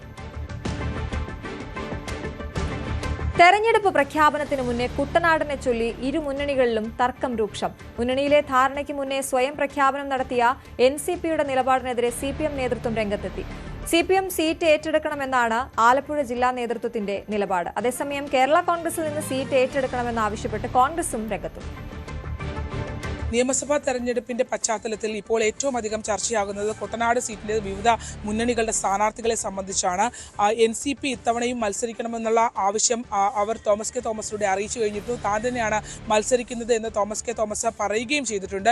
കുട്ടനാട് സീറ്റ് വിവിധ കാലയളവിലായി പേയ്മെന്റ് സീറ്റായി പ്രവർത്തിക്കുന്നു എന്നുള്ളതാണ് വിവിധ മുന്നണികൾ ഉയർന്നു വരുന്ന പ്രതിഷേധം. പ്രത്യേകിച്ച് CPMന്റെ ഭാഗത്തു നിന്ന്, പ്രാദേശിക നേതാക്കന്മാരുടെ ഭാഗത്തു നിന്ന്, പ്രാദേശിക പ്രവർത്തകരുടെ ഭാഗത്തു നിന്ന് ഈ സീറ്റ് ഇടതുപക്ഷത്തിൽ CPM ഏറ്റെടുക്കണമെന്നുള്ള ആവശ്യം വളരെ സജീവമായി ഉണ്ടായിരുന്നു.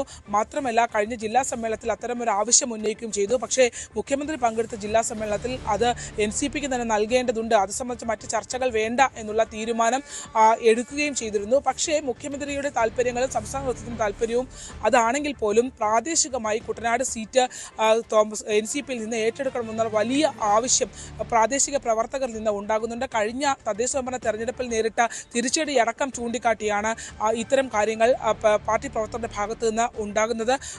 മാത്രമല്ല, ഈ കൈനഗിരിയും രാമഗിരിയും അടക്കമുള്ള ഇടതു കോട്ടകൾ കഴിഞ്ഞ തദ്ദേശ സ്വയംഭരണ തെരഞ്ഞെടുപ്പിൽ ഒരു കാലത്തും ഇളകാത്ത ആ കോട്ടകൾ തകർന്നു വീഴുന്നതും കണ്ടു. അതുകൊണ്ട് തന്നെ ഈ പശ്ചാത്തലത്തിൽ CPM തന്നെ ഏറ്റെടുത്തുകൊണ്ട് മണ്ഡലത്തിൽ ശക്തമായൊരു ഭരണം കാഴ്ചവെക്കണം എന്നുള്ളതാണ്. MLAയുടെ വികസന പ്രവർത്തനങ്ങൾ, കഴിഞ്ഞ ടേമിലെ വികസന പ്രവർത്തനങ്ങളടക്കം വലിയ ചർച്ചയാകുന്നുണ്ട്.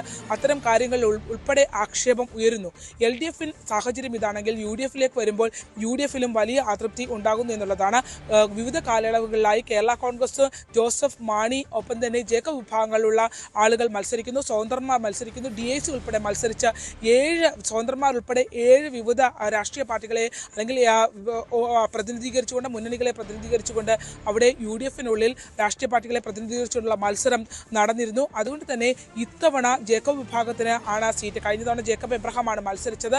ഇത്തവണ ജേക്കബ് വിഭാഗത്തിലുള്ള സീറ്റ് PJ ജോസഫ് വിഭാഗത്തിനാണ് ഇത്തവണ സീറ്റുള്ളത്. അവർ NCPയിൽ നിന്നും വിട്ടുവന്ന റെജി ചെറിയാൻ എന്ന വ്യവസായിക്ക് സീറ്റ് നൽകുന്നതിനെ സംബന്ധിച്ച് ആണ് ഇപ്പോൾ UDFിനുള്ളിൽ വലിയ ആക്ഷേപം ഉയർന്നു വരുന്നത്. പേയ്മെന്റ് സീറ്റാണ് അത് എന്നുള്ള രീതിയിൽ വ്യാപകമായ രീതിയിൽ പ്രചരണം വരുന്നു എന്നുള്ളത് UDF ഉന്നയിക്കുന്നു, ഒപ്പം തന്നെ കോൺഗ്രസ് ഉന്നയിക്കുന്നു. അതുകൊണ്ട് തന്നെ അനിൽ ബോസ് അടക്കമുള്ള കുട്ടനാടിനെ പ്രതിനിധീകരിക്കുന്ന കോൺഗ്രസ് നേതാക്കൾ ഈ സീറ്റ് ഏറ്റെടുക്കണമെന്ന പരസ്യ പ്രതികരണവുമായി രംഗത്ത് വരികയും ചെയ്തിട്ടുണ്ട്. NCPയിൽ നിന്നും 3 മാസം മുമ്പാണ് റെജി ചെറിയാൻ എന്ന വ്യവസായി കേരള കോൺഗ്രസ് ജോസഫ് വിഭാഗത്തിലേക്ക് കടന്നു വരുന്നത്. തെരഞ്ഞെടുപ്പിൽ താനാണ് മത്സരിക്കുന്ന രീതിയിൽ അദ്ദേഹം പ്രചരണം ആരംഭിക്കുന്ന രീതിയിൽ തന്നെ പ്രവർത്തനങ്ങളുമായി മുന്നോട്ട് പോവുകയാണ്. ഇത് വലിയ രീതിയിൽ നാണക്കേടുണ്ടാക്കും എന്നുള്ള ആക്ഷേപം ഉയരുന്നു. ഒപ്പം കുട്ടനാടിന്റെ സീറ്റ് തുടർച്ചയായി ഇങ്ങനെ പേയ്മെന്റ് സീറ്റായി നൽകുന്നത് ശരിയല്ല. DICയിലൂടെ തോമസ് ചാണ്ടി വരുന്നു. അതിനുശേഷം പിന്നീട് അദ്ദേഹം മാറി NCP രൂപീകരിച്ചുകൊണ്ട് NCPയിലൂടെ LDFിലേക്ക് പോകുന്നു. അങ്ങനെ മാറി മാറി വരുന്നവർ LDFിലേക്കും UDFിലേക്കും രാഷ്ട്രീയ സാഹചര്യവും ഭരണ സാഹചര്യവും അനുസരിച്ച് അനുസരിച്ച് മാറുന്നത് കുട്ടനാടൻ ജനതയെ വലിയ രീതിയിൽ ബുദ്ധിമുട്ടിലാക്കുന്നു എന്നുള്ള ആക്ഷേപവും നാണക്കേടാണെന്നുള്ള ആക്ഷേപവും ഉയർന്നു വരുന്നുണ്ട്. NDAയിൽ നിന്നും തുഷാർ വെള്ളാപ്പള്ളി തന്നെ ഇത്തവണ മത്സര രംഗത്തേക്ക് ഇറങ്ങുമെന്നുള്ള സൂചനയും ലഭ്യമായിട്ടുണ്ട്. അങ്ങനെയാണെങ്കിൽ ശ്രദ്ധേയമായ ഒരു പോരാട്ടത്തിനായിരിക്കും കുട്ടനാട് തിരികൊടുക്കുക. ഒപ്പം തന്നെ കുട്ടനാടിനെ സംബന്ധിച്ചിടത്തോളം വലിയ വിവാദങ്ങളും തെരഞ്ഞെടുപ്പിന് മാസങ്ങൾ മാത്രം അവശേഷിക്കെ വലിയ വിവാദങ്ങളും കൂടി തലപൊക്കുന്ന ഒരവസ്ഥ വിവിധ മുന്നണികളിൽ ഉണ്ടായിട്ടുണ്ട്. ആലപ്പുഴയിൽ നിന്നും ശരണ്യ സ്നേഹജ്, ന്യൂസ് 18. അതേസമയം കുട്ടനാട് സീറ്റിൽ NCP തന്നെ മത്സരിക്കുമെന്ന് തോമസ് കെ തോമസ്. NCPക്ക് മുന്നണി നൽകിയ 3 സീറ്റിലും മാറ്റമുണ്ടാകില്ല. കുട്ടനാട് സീറ്റ് CPM ഏറ്റെടുക്കുമെന്ന് പറഞ്ഞിട്ടില്ലെന്നും തോമസ് കെ തോമസ് പറഞ്ഞു. ഘടകകക്ഷിക്ക് തന്നിരിക്കുന്ന സീറ്റ് ഒരിക്കലും LDF-ഓ CPM-ഓ CPI ഒന്നും എടുക്കാൻ പറ്റത്തില്ല. അതൊക്കെ ഘടകകക്ഷിക്കുള്ള സീറ്റാണ്. NCPക്ക് 3 സീറ്റുണ്ട്. 3 സീറ്റും NCPക്കുള്ളതാണ്. കുട്ടനാടെന്ന് പറയുന്ന LDF-ന്റെ ഉറച്ച കോട്ടയാണ്. ഓക്കെ, അവിടെ ഒരു സംശയവുമില്ല. NCPയുടെ സീറ്റാണ്. NCP അവിടെ മത്സരിക്കും. തോമസ് കെ തോമസ് ആണ് മത്സരിക്കുന്നുള്ളൂ. പാർട്ടിയുടെ തീരുമാനമാണ്. Thomas K Thomas. പുതിയ ചിത്രം ജനനായകന്റെ റിലീസുമായി ബന്ധപ്പെട്ട നടൻ വിജയ്ക്ക് തിരിച്ചടി. ചിത്രത്തിന് പ്രദർശനാനുമതി നൽകിയ മദ്രാസ് ഹൈക്കോടതി സിംഗിൾ ബെഞ്ച് ഉത്തരവ് ഡിവിഷൻ ബെഞ്ച് സ്റ്റേ ചെയ്തു. സെൻസർ ബോർഡിന്റെ അപ്പീലിലാണ് ഡിവിഷൻ ബെഞ്ചിന്റെ നടപടി. ഹരികൃഷ്ണൻ റിപ്പോർട്ടിലേക്ക്. ജനനായകൻ എന്ന ചിത്രത്തിനും വിജയ്ക്കും കിട്ടുന്നത് കനത്ത തിരിച്ചടിയാണ്. രാവിലെ ആശ്വാസം, വൈകുന്നേരം തിരിച്ചടി. അതാണ് സാഹചര്യത്തിലേക്ക് പോകുന്നത്. ഇന്ന് 9-ാം തീയതി ഇന്നായിരുന്നു ജനനായകൻ എന്ന ചിത്രത്തിന്റെ റിലീസ് ഉണ്ടാകേണ്ടിയിരുന്നത്. എന്നാൽ രാവിലെ സിംഗിൾ ബെഞ്ചിന്റെ ഉത്തരവ് പ്രകാരം റിലീസിന് അനുമതി ഉണ്ടായിരുന്നു. ജനനായകന് റിലീസിന് അനുമതി കിട്ടിക്കൊണ്ടായിരുന്നു സിംഗിൾ ബെഞ്ചിന്റെ ഉത്തരവ് വന്നത്. തൊട്ടു പിന്നാലെ തന്നെ CBFC central board of film certification ഇതിനൊരു അപ്പീൽ നൽകുകയും ചെയ്തു. അതിന് പിന്നാലെയായിരുന്നു വൈകുന്നേരത്തിന് ശേഷം ഡിവിഷൻ ബെഞ്ച് ഈ അപ്പീൽ കേൾക്കുകയും ചെയ്തു. അതിന് പിന്നാലെ നിർമ്മാതാക്കൾക്ക് ഉൾപ്പെടെ കനത്ത തിരിച്ചടിയാണ് ലഭിക്കുന്നത് ഡിവിഷൻ ബെഞ്ചിന്റെ ഭാഗത്തു നിന്നും എന്നുള്ളതാണ് മനസ്സിലാക്കേണ്ടത്. കൃത്യമായിട്ട് ഡിവിഷൻ ബെഞ്ച് നിർമ്മാതാക്കളോട് ചോദിച്ചത് സർട്ടിഫിക്കേഷൻ കിട്ടിയിട്ട് പോരായിരുന്നു റിലീസ് തീയതി പ്രഖ്യാപിക്കുന്നത് എന്നതായിരുന്നു. കാരണം നിർമ്മാതാക്കൾ ഉൾപ്പെടെ ജനുവരി 9-ാം തീയതി റിലീസ് ചെയ്തേ മതിയാകൂ എന്ന് ആദ്യം മുതൽ തന്നെ പറയുന്നുണ്ടായിരുന്നു. അതിന് മറുപടിയായിട്ട് ഡിവിഷൻ ബെഞ്ച് പറഞ്ഞത് കോടതിയെ ഫോഴ്സ് ചെയ്യരുത്, അതായത് കോടതിയെ പ്രഷർ ചെയ്യരുത്, ഈ റിലീസ് ഡേറ്റ് റിലീസ് എന്ന് പറഞ്ഞുകൊണ്ട് കോടതിയെ ഫോഴ്സ് ചെയ്യരുത് എന്ന് പറഞ്ഞുകൊണ്ട് കൃത്യമായ നിലപാട് കോടതി അറിയിക്കുകയും ചെയ്തു. നിർമ്മാതാക്കൾക്ക് ശക്തമായ തിരിച്ചടിയും കൂടിയാണ് ഇതെന്ന് പറയേണ്ടി വരും. അതോടൊപ്പം തന്നെ ഒരു കാര്യം വ്യക്തമായി കഴിഞ്ഞിരിക്കുന്നു, ജനനായകൻ പൊങ്കൽ റിലീസിനായി എത്തില്ല എന്നുള്ളത്. കാരണം 21-ാം തീയതിയിലേക്കാണ് ഇനി അടുത്ത ഹിയറിംഗ് വെച്ചിരിക്കുന്നത്. അപ്പോഴേക്കും പൊങ്കലൊക്കെ കഴിഞ്ഞിരിക്കുന്നു, ആ ഉത്സവ സീസണും കഴിഞ്ഞിരിക്കുന്നു എന്നുള്ളത് ഏറ്റവും പ്രധാനപ്പെട്ട കാര്യമാണ്. തിയേറ്റർ ഓണേഴ്സിന്, വിജയ്ക്ക് എല്ലാവർക്കും പ്രത്യേകമായി തിരിച്ചടി കിട്ടുന്നു. സിംഗിൾ ബെഞ്ചിന്റെ ഉത്തരവ് രാവിലെ കിട്ടിയതിന് ശേഷം വിജയ് ആരാധകർ വലിയ സന്തോഷത്തിലായിരുന്നു. സോഷ്യൽ മീഡിയയിൽ ഉൾപ്പെടെ തന്നെ വലിയ ആഘോഷത്തിലായിരുന്നു വിജയ് ആരാധകർ. കേരളത്തിൽ ഉൾപ്പെടെയുള്ള ഡിസ്ട്രിബ്യൂട്ടേഴ്സ് ജനുവരി 14 എന്നൊരു തീയതി പോലും പ്രഖ്യാപിച്ചിരുന്നു ഈ സിംഗിൾ ബെഞ്ചിന്റെ ഉത്തരവ് വന്നതിന് പിന്നാലെ. എന്നാൽ അതിനുശേഷമാണ് CBFC ഇതിനൊരു അപ്പീലുമായിട്ട് മുന്നോട്ട് പോകുന്നത്. ഇപ്പോൾ ഡിവിഷൻ ബെഞ്ച് അതിന് കൃത്യമായ ഒരു ഉത്തരവ് നൽകുന്നതും റിലീസ് തൽക്കാലത്തേക്ക് വേണ്ട എന്നുള്ളത്, അതായത് ജനനായകന് റിലീസ് അനുമതി നിഷേധിക്കുന്നു. സിംഗിൾ ബെഞ്ചിന്റെ ഉത്തരവ് ഡിവിഷൻ ബെഞ്ച് റദ്ദാക്കുന്നു, സ്റ്റേ ചെയ്യുന്നു എന്നുള്ളത് വേണം തന്നെ പറയാൻ. അങ്ങനെ ഒരു സാഹചര്യം നിൽക്കുമ്പോൾ കനത്ത തിരിച്ചടിയാണ് വിജയ്ക്ക് കിട്ടുന്നത്, വിജയ് ആരാധകർക്ക് കിട്ടുന്നത്, ജനനായകൻ എന്ന സിനിമയ്ക്ക് കിട്ടുന്നത്. 500 കോടിയോളം രൂപ മുടക്കിയിട്ടാണ് ഈ സിനിമ നിർമ്മിച്ചിരിക്കുന്നത്. അതുകൊണ്ട് തന്നെ നിർമ്മാതാക്കൾ ആദ്യം മുതൽ തന്നെ പറഞ്ഞിരുന്ന കാര്യം ജനുവരി 9-ാം തീയതി ഞങ്ങൾക്ക് റിലീസ് ചെയ്തേ മതിയാവുകയുള്ളൂ എന്നുള്ളതാണ്. കഴിഞ്ഞ മാസം പകുതിയോടുകൂടിയാണ് CBFCക്ക് മുന്നാകെ ജനനായകന്റെ കോപ്പി സെൻസറിങ്ങിന് വേണ്ടി നൽകുന്നത്. എന്നാൽ വാക്കാൽ UA സർട്ടിഫിക്കറ്റ് നൽകാമെന്നത് സെൻസർ ബോർഡ് പറഞ്ഞിരുന്നതായി നിർമ്മാതാക്കൾ കോടതിയെ അറിയിച്ചു. പക്ഷേ സെൻസർ ബോർഡിന്റെ കയ്യിൽ നിന്നും സർട്ടിഫിക്കേഷൻ കിട്ടാൻ വൈകുന്നു എന്നുള്ളതായിരുന്നു നിർമ്മാതാക്കൾ പിന്നീട് കോടതിയെ അറിയിച്ചത്. പക്ഷേ സർട്ടിഫിക്കേഷൻ കിട്ടിയതിന് ശേഷം മാത്രം പോരായിരുന്നു റിലീസ് തീയതി പ്രഖ്യാപിച്ചത് എന്നതായിരുന്നു കോടതി തിരിച്ചു ചോദിച്ച ചോദ്യം. അതിന് നിർമ്മാതാക്കൾക്ക് മറുപടി ഇല്ലാതെ ആയിരിക്കുന്നു എന്നത് വേണം പറയാൻ. എന്തായാലും അസാധാരണമായ സാഹചര്യം തന്നെയാണ് നിൽക്കുന്നത്. രാവിലെ ആഘോഷിച്ച വിജയ ആരാധകർ വൈകിട്ട് വലിയ നിരാശയിലേക്ക് നീങ്ങുന്നു. സിനിമയ്ക്ക് തന്നെ വലിയൊരു തിരിച്ചടിയായി മാറുകയും ചെയ്യുന്നു. എന്നാൽ നാളെ പൊങ്കൽ ക്ലാഷിന് റിലീസ് ചെയ്യാൻ വെച്ചിരുന്ന മറ്റൊരു ചിത്രമായ പരാശക്തി, ശിവകാർത്തികേയൻ നായകനായ പരാശക്തി നാളെ റിലീസിനെത്തും. CBFC ഏകദേശം ഒരു 25ഓളം കട്ടുകൾ നൽകിയെങ്കിൽ പോലും UA സർട്ടിഫിക്കറ്റുമായിട്ടാണ് പരാശക്തി നാളെ തിയേറ്ററുകളിലേക്ക് എത്തുന്നത്. പക്ഷേ ജനനായകന് ഇനിയും കാത്തിരിക്കേണ്ടി വരും, വിജയ ആരാധകർ ഇനിയും കാത്തിരിക്കേണ്ടി വരും. കാരണം 21-ാം തീയതിക്കാണ് അടുത്ത ഹിയറിംഗ്. അതുകൊണ്ട് ഒരിക്കലും ഇതിനിടയിൽ റിലീസ് ചെയ്യാൻ കഴിയില്ല. ഇനി 21-ാം തീയതിക്ക് ശേഷം എന്താണ് സംഭവിക്കുന്നതെന്ന് കാത്തിരുന്ന് കാണണം. അതനുസരിച്ച് ഇനി ഒരു റിലീസ് തീയതി പ്രഖ്യാപിക്കുകയും വേണമെന്നതും കൂടിയുണ്ട്. ജനനായകൻ റിലീസിനെത്തുമ്പോൾ പോലും വിജയുടെ അവസാനത്തെ ചിത്രം എന്ന ലേബലിൽ ചിത്രം റിലീസിനെത്തുന്നു. അതിനിടയിൽ തന്നെ രാഷ്ട്രീയമായിട്ടുള്ള പല സാഹചര്യങ്ങളും ഒരുങ്ങുന്നു. TVK എന്ന പാർട്ടി, TVKയുടെ അധ്യക്ഷനായ വിജയുടെ അവസാനത്തെ സിനിമയായിട്ടാണ് ഈ ചിത്രം റിലീസിനെത്തുന്നത്. അങ്ങനെ ഒരുപാട് സാഹചര്യത്തിലൂടെ തന്നെയാണ് ഈ ചിത്രം കടന്നുപോയത്. അതിനിടയിലാണ് ഇതിനകത്ത് രാഷ്ട്രീയമായിട്ടുള്ള കാര്യങ്ങൾ സാധ്യതകളുണ്ടോ എന്നുള്ള സംസാര വിഷയത്തിലേക്കും എത്തുന്നത്. എന്തായാലും കോടതി ഡിവിഷൻ ബെഞ്ച് കൃത്യമായ ഒരു നിലപാടെടുക്കുന്നു. 21-ാം തീയതിയിലേക്ക് ഇതിന്റെ അടുത്ത ഹിയറിംഗ് വിളിപ്പിക്കുന്നു. അതുവരെ സിംഗിൾ ബെഞ്ചിന്റെ ഉത്തരവ് സ്റ്റേ ചെയ്തുകൊണ്ടാണ് ഡിവിഷൻ ബെഞ്ചിന്റെ ഉത്തരവ് വന്നിരിക്കുന്നത്. കനത്ത തിരിച്ചടിയാണ് വിജയ്ക്കും ജനനായകൻ. ഗീതു മോഹൻദാസിന്റെ ടോക്സിക് സിനിമയിലെ വീഡിയോയെ പിന്തുണച്ച റിമ കല്ലിങ്കൽ ചിത്രത്തിന്റെ ടീസറിൽ വിവാദമായ നായകന്റെ ഇൻട്രോ സീനിനെ അശ്ലീലം എന്ന് വിളിച്ച് അധിക്ഷേപിക്കുന്നവർക്ക് മറുപടി എന്ന രീതിയിൽ ഒരു ഇൻസ്റ്റഗ്രാം പേജിൽ വന്ന കുറിപ്പ് പങ്കുവച്ചാണ് റിമ പിന്തുണ അറിയിച്ചത്. കഴിഞ്ഞ ദിവസം റിലീസ് ചെയ്ത ടീസർ സമൂഹമാധ്യമങ്ങളിൽ നെഗറ്റീവ് രീതിയിൽ വൈറലായിരുന്നു. ആലപ്പുഴയിൽ വീണ്ടും പക്ഷിപ്പനി സ്ഥിരീകരിച്ചു. 4 പഞ്ചായത്തുകളിലാണ് പക്ഷിപ്പനി സ്ഥിരീകരിച്ചത്. അമ്പലപ്പുഴ നോർത്ത്, സൗത്ത്, കരുവാറ്റ, പള്ളിപ്പാട് പഞ്ചായത്തുകളിലാണ് രോഗബാധ. നേരത്തെ ജില്ലയിലെ 9 പഞ്ചായത്തുകളിൽ ഓരോ വാർഡുകളിൽ പക്ഷിപ്പനി സ്ഥിരീകരിച്ചു. ക്രിസ്തുമസ് ന്യൂ ഇയർ സമയങ്ങളിൽ പക്ഷിപ്പനി സ്ഥിരീകരിച്ചതിന്റെ ആഘാതം മാറുന്നതിന് മുമ്പാണ് ആലപ്പുഴയിൽ വീണ്ടും പക്ഷിപ്പനി സ്ഥിരീകരിച്ചിരിക്കുന്നത്. അമ്പലപ്പുഴ വടക്ക് പഞ്ചായത്ത്, ഒപ്പം തന്നെ സൗത്ത് പഞ്ചായത്ത്, കരുവാറ്റ, പള്ളിപ്പാട് പഞ്ചായത്തുകളിലായാണ് ഇപ്പോൾ പുതുതായി പക്ഷിപ്പനി സ്ഥിരീകരിച്ചുള്ളത്. കഴിഞ്ഞ ദിവസങ്ങളിൽ 5000-ഓളം പക്ഷികൾ ഈ പ്രദേശങ്ങളിൽ ചത്തൊടുങ്ങുന്ന ഒരു സാഹചര്യം ഉണ്ടായിരുന്നു. താറാവുകളിലാണ് ആദ്യഘട്ടത്തിൽ പക്ഷിപ്പനി കണ്ടെത്തിയതെങ്കിൽ ഇപ്പോൾ അത് കോഴി, കാട ഇനങ്ങളിലേക്ക് കൂടി കണ്ടെത്തിയിട്ടുണ്ട് എന്നുള്ളതാണ്. ഭോപ്പാലിൽ നിന്നുള്ള റിസൾട്ട് ഇന്നലെ വൈകുന്നേരത്തോടു കൂടി ജില്ലാ ഭരണകൂടത്തിന് ലഭ്യമായിട്ടുണ്ട്. അതിന്റെ അടിസ്ഥാനത്തിൽ വിവിധ പ്രതിരോധ പ്രവർത്തനങ്ങൾക്ക് വേണ്ടി ജില്ലാ ഭരണകൂടം തയ്യാറാവുകയാണ്. ഈ പ്രഭവ കേന്ദ്രത്തിന്റെ 10 കിലോമീറ്റർ ചുറ്റളവിൽ ഈ വളർത്തു പക്ഷികളുടെ വിപണനം അടക്കമുള്ള കാര്യങ്ങൾ, വളർത്തു പക്ഷികളുടെ മുട്ട, കാഷ്ടം ഉൾപ്പെടെ മാംസം ഉൾപ്പെടെയുള്ളവരുടെ വിതരണത്തെ സംബന്ധിച്ചുള്ള നിയന്ത്രണങ്ങളും ഏർപ്പെടുത്തിയിട്ടുണ്ട്. എന്തായാലും നമുക്കറിയാം, സൈബീരിയയിൽ നിന്നുള്ള ദേശാടന പക്ഷികളുടെ വരവോടുകൂടിയാണ് ഒരു ഇടവേളയ്ക്ക് ശേഷം കഴിഞ്ഞ ഡിസംബർ കാലയളവിൽ പക്ഷിപ്പനി ഉണ്ടായിരുന്നില്ല. അതിന് മുമ്പ് തുടർച്ചയായി വരുന്നൊരവസ്ഥ ഉണ്ടായിരുന്നു. അതിനുശേഷം ഇപ്പോൾ വീണ്ടും ഇത്തരത്തിൽ കർഷകരെ ആകെ പ്രതിസന്ധിയിലാക്കിക്കൊണ്ട് പനി സ്ഥിരീകരിച്ചിട്ടുള്ളത്. ഈ കഴിഞ്ഞ ഹോട്ടൽ റെസ്റ്റോറൻറ്റ് ഉടമകളുടെ നേതൃത്വത്തിൽ വലിയ പ്രതിഷേധം, ചിക്കൻ നിരോധനത്തെ തുടർന്നുള്ള വലിയ പ്രതിഷേധമൊക്കെ ഉണ്ടാവുകയും ചെയ്തു. അങ്ങനെ എല്ലാ വിഭാഗം ആളുകളെയും ബാധിക്കുന്ന രീതിയിലേക്ക് ഈ പക്ഷിപ്പനി ഒരു സാഹചര്യം എത്തിയിട്ടുണ്ട്. എന്തായാലും വീണ്ടും അത്തരമൊരു സ്ഥിരീകരണം ഉണ്ടായിട്ടുണ്ട് എന്നുള്ളതാണ്. 5000-ഓളം പക്ഷികൾ കഴിഞ്ഞ 2 ദിവസങ്ങളായി ചത്തൊടുങ്ങിയിട്ടുണ്ട് എന്നുള്ള കണക്കുകൂട്ടലാണ് ഉള്ളത്. എന്തായാലും 13,000-ഓളം പക്ഷികളെ ഇനി കള്ളിങ്ങിന് വിധേയരാക്കണം. ഈ പഞ്ചായത്തുകളിൽ സ്പോട്ട് ചെയ്യപ്പെട്ടുള്ള പ്രദേശങ്ങളിലെ 13,000-ഓളം വരുന്ന പക്ഷികൾക്ക് കള്ളിങ് പ്രവർത്തനങ്ങൾ ആരംഭിച്ചിട്ടുണ്ട്. പക്ഷികളെ കൊന്നൊടുക്കുന്ന പ്രവർത്തനമാണ് നടക്കുന്നത്. 2 ദിവസത്തിനുള്ളിൽ കള്ളിങ് പൂർത്തീകരിക്കാൻ കഴിയുമെന്നുള്ളതാണ് ജില്ലാ ഭരണകൂടത്തിന്റെ വിലയിരുത്തൽ. ആലപ്പുഴയിൽ നിന്നും Saranya Snehajan, news 18. Vattiyoorkavu MLA VK പ്രശാന്തിന്റെ പുതിയ ഓഫീസ് പ്രവർത്തനം തുടങ്ങി. മരുതൻകുഴിയിൽ വൈബ് വട്ടിയൂർക്കാവിന്റെ ഓഫീസിലാകും ഇനി MLA ഓഫീസിന്റെ പ്രവർത്തനം. ശാസ്തമംഗലം കൗൺസിലർ R ശ്രീലേഖയുമായുള്ള തർക്കത്തെ തുടർന്നാണ് MLAക്ക് ഓഫീസ് മാറേണ്ടി വന്നത്. ഓഫീസ് മാറുന്നതാണ് നല്ലതെന്ന് നേതാക്കളുടെ അഭിപ്രായം കണക്കിലെടുത്താണ് തീരുമാനമെന്നും വിവാദങ്ങളിൽ തുടരാൻ താൽപര്യമില്ലെന്നും MLA പറഞ്ഞു.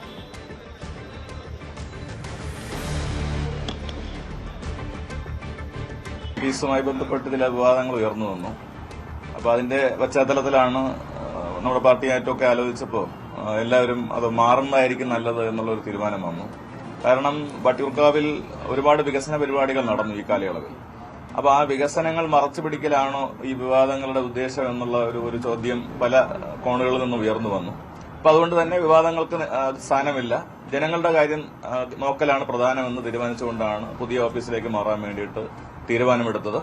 ശാസ്തമംഗലത്ത് നിന്നും തൊട്ടടുത്ത് തന്നെയുള്ള മരുതൻകുടി ജംഗ്ഷനിലാണ് MLAയുടെ ഓഫീസിന് ഇന്ന് മുതൽ പ്രവർത്തിക്കുക. അപ്പോൾ ഇവിടെ ആളുകൾക്ക് വരാനുള്ള സൗകര്യമുണ്ട്. വട്ടിയൂർക്കാവ് നിയമസഭാ മണ്ഡലം എന്ന് പറയുന്നത് ഏതാണ്ട് 26 കോർപ്പറേഷൻ വാർഡുകൾ ഉൾപ്പെടുന്നതാണ്. അപ്പോൾ ഈ ഭാഗങ്ങളിലെ ജനങ്ങൾക്ക് എത്തിച്ചേരാൻ കഴിയുന്ന ഒരു സൗകര്യമുള്ള ഒരു സ്ഥലത്താണ് ഓഫീസ് പ്രവർത്തിക്കുക. രാവിലെ 10 മണി മുതൽ രാത്രി 9-9:30 മണി വരെ ഈ ഓഫീസ് പ്രവർത്തിക്കുകയാണ്. അപ്പോൾ എല്ലാ ജനങ്ങൾക്കും പ്രയോജനപ്പെടുന്ന നിലയിലാണ് ഈ ഓഫീസ് കൈകാര്യം ചെയ്യാൻ വേണ്ടി ഉദ്ദേശിക്കുന്നത്. വിവാദങ്ങളല്ല, വികസനമാണ് കാര്യം എന്നുള്ളത് ഞങ്ങൾ ഒരിക്കൽ കൂടി അടിവരയിടുകയാണ്. കർണാടക കേരള പോര് വീണ്ടും. കേരള നിയമസഭ പാസാക്കിയ മലയാള ഭാഷാ ബില്ലിനെതിരെ കർണാടക മുഖ്യമന്ത്രി സിദ്ധരാമയ്യ രംഗത്തെത്തി. ഭാഷാ ന്യൂനപക്ഷങ്ങളുടെ അവകാശങ്ങൾ ലംഘിക്കുന്നതാണ് മലയാള ഭാഷാ ബില്ലെന്നാണ് കർണാടകയുടെ ആരോപണം. സമാന ആവശ്യവുമായി കഴിഞ്ഞ ദിവസം കർണാടകയിൽ നിന്നുള്ള സംഘടനകൾ കേരള ഗവർണറുമായി കൂടിക്കാഴ്ച നടത്തിയിരുന്നു. അതേസമയം മലയാള ഭാഷ സംരക്ഷണത്തിനായി നിയമത്തിൽ നിന്ന് പിന്നോട്ടില്ല എന്നാണ് സർക്കാർ നിലപാട്. വധഭീഷണിയുടെ പശ്ചാത്തലത്തിൽ പശ്ചിമബംഗാൾ ഗവർണർ CV ആനന്ദബോസിന്റെ സുരക്ഷ ശക്തമാക്കി. വ്യാഴാഴ്ച രാത്രിയാണ് ബംഗാൾ ഗവർണർക്ക് ഭീഷണി സന്ദേശം ലഭിച്ചത്. വിവരം ആഭ്യന്തര മന്ത്രാലയത്തെ അറിയിക്കുകയും ഗവർണറുടെ സുരക്ഷ വർദ്ധിപ്പിച്ചതായും ലോക് ഭവൻ അറിയിച്ചു. എന്നാൽ ഭീഷണിക്ക് വഴങ്ങില്ലെന്ന നിലപാടിലാണ് ഗവർണർ. സുരക്ഷാ സേനയുടെ അകമ്പടിയില്ലാതെ കൊൽക്കത്തയിലെ തെരുവിലൂടെ നടക്കുമെന്നാണ് CV ആനന്ദബോസിന്റെ പ്രഖ്യാപനം.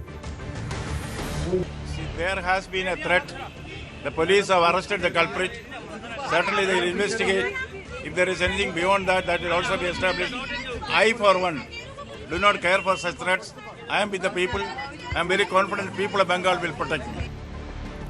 തൃണമൂൽ കോൺഗ്രസിന്റെ തെരഞ്ഞെടുപ്പ് തന്ത്ര സ്ഥാപനമായ ഐപാക്കിന്റെ ഓഫീസിലെ റെയ്ഡിനെ ചൊല്ലി കേന്ദ്രവും ബംഗാൾ സർക്കാരും തമ്മിലുള്ള പോര് കനക്കുന്നു.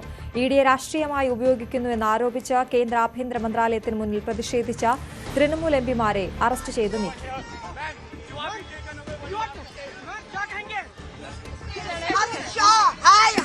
ईडी को लुटेरा डकैती करके हमारा इंफॉर्मेशन ले रहा है. बंगाल में हम जीतेंगे, जो भी कर ले.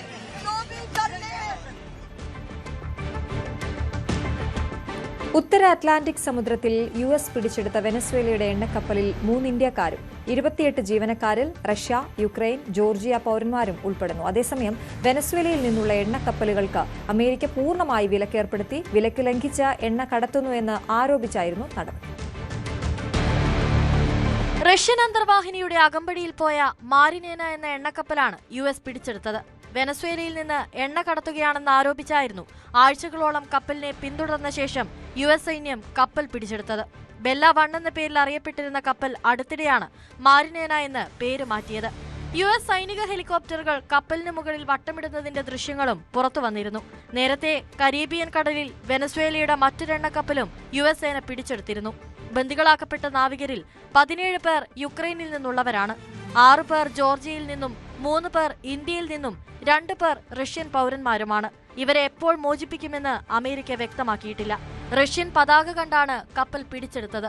ഇത് എണ്ണക്കപ്പലാണെന്നാണ് പുറത്തുവരുന്ന വിവരം. US കോസ്റ്റ് ഗാർഡും US നേവിയും ചേർന്നാണ് കപ്പൽ പിടിച്ചെടുത്തത്. അമേരിക്കൻ നടപടിയെ കടൽക്കൊള്ളയെന്നായിരുന്നു റഷ്യയുടെ പ്രതികരണം. റഷ്യൻ പതാകയുള്ള കപ്പൽ അകാരണമായി പിടിച്ചെടുക്കുന്നത് റഷ്യയെ ആക്രമിക്കുന്നതിന് തുല്യമാണ്. ഇത്തരം സാഹചര്യത്തിൽ മറുപടിയായി ആണവായുധം ഉപയോഗിക്കാൻ പോലും റഷ്യയിലെ സൈനിക നിയമം അനുവദിക്കുന്നുണ്ടെന്നും റഷ്യ മുന്നറിയിപ്പ് നൽകി. തങ്ങളുടെ പൗരന്മാരെ വിട്ടയക്കണമെന്നാവശ്യപ്പെട്ട് ഇന്ത്യൻ വിദേശകാര്യ മന്ത്രാലയവും ചർച്ചകൾ തുടരുകയാണ്. News desk, News 18. ഇറാനിലെ സർക്കാർ വിരുദ്ധ പ്രക്ഷോഭകരെ പ്രശംസിച്ച് അമേരിക്കൻ പ്രസിഡന്റ് ഡൊണാൾഡ് ട്രംപ്. ആയിരങ്ങൾ തെരുവിലിറങ്ങിയ പ്രതിഷേധം ആവേശവും അവിശ്വസനീയവുമായി ആണ് എന്നായിരുന്നു ട്രംപിന്റെ പ്രശംസ. അതിനിടെ ജനകീയ പ്രക്ഷോഭം ആളിക്കത്തുന്ന ഇറാനിൽ യുദ്ധസന്നാഹങ്ങൾ അമേരിക്ക ശക്തമാക്കി. US പോർ വിമാനങ്ങളടക്കം മധ്യേഷ്യ ലക്ഷ്യമാക്കി എത്തിത്തുടങ്ങിയെന്നാണ് വിവരം. കഴിഞ്ഞ 11 ദിവസമായി ഇറാനിൽ തുടരുന്ന പ്രക്ഷോഭം അക്രമാസക്തമായതോടെയാണ് ഭരണകൂടം കടുത്ത നടപടികളിലേക്ക് കടന്നത്. സാമ്പത്തിക മാന്ദ്യത്തിനും വിലക്കയറ്റത്തിനുമെതിരെ തെരുവിലിറങ്ങിയ ജനങ്ങളെ അടിച്ചമർത്തുന്നതിന്റെ ഭാഗമായി രാജ്യത്തിന്റെ ഭൂരിഭാഗം പ്രദേശങ്ങളിലും വാർത്താവിനിമയ ബന്ധങ്ങൾ പൂർണ്ണമായും തടസ്സപ്പെടുത്തി. ഇന്റർനെറ്റ് സേവനങ്ങളും ലാൻഡ് ലൈൻ കണക്ഷനുകളും വിച്ഛേദിച്ചതിന് പുറമെ സാറ്റലൈറ്റ് സിഗ്നലുകൾ ജാം ചെയ്യാനും അധികൃതർ ശ്രമിക്കുന്നതായാണ് റിപ്പോർട്ട്. ഇതിനോടകം നിരവധി പേർ കൊല്ലപ്പെട്ടു. 2260 പേരെ അറസ്റ്റ് ചെയ്തിട്ടുണ്ട്. പ്രക്ഷോഭം ഇറാന്റെ 31 പ്രവിശ്യകളിലെ 100-ലേറെ നഗരങ്ങളിലേക്കും പട്ടണങ്ങളിലേക്കും വ്യാപിച്ചു. ട്രാബിസ് അന്താരാഷ്ട്ര വിമാനത്താവളത്തിലെ സർവീസുകൾ നിർത്തിവെച്ചതായും വിവരമുണ്ട്. ഇതിനിടെ ഇസ്ലാമിക റിപ്പബ്ലിക്കിന് അന്ത്യം കുറിക്കാനായി ജനങ്ങൾ തെരുവിലിറങ്ങണമെന്ന് മുൻ ഇറാൻ പ്രസിഡന്റിന്റെ മകൻ റേസ പഹ്ലവി സമൂഹ മാധ്യമങ്ങളിലൂടെ ആഹ്വാനം ചെയ്തു.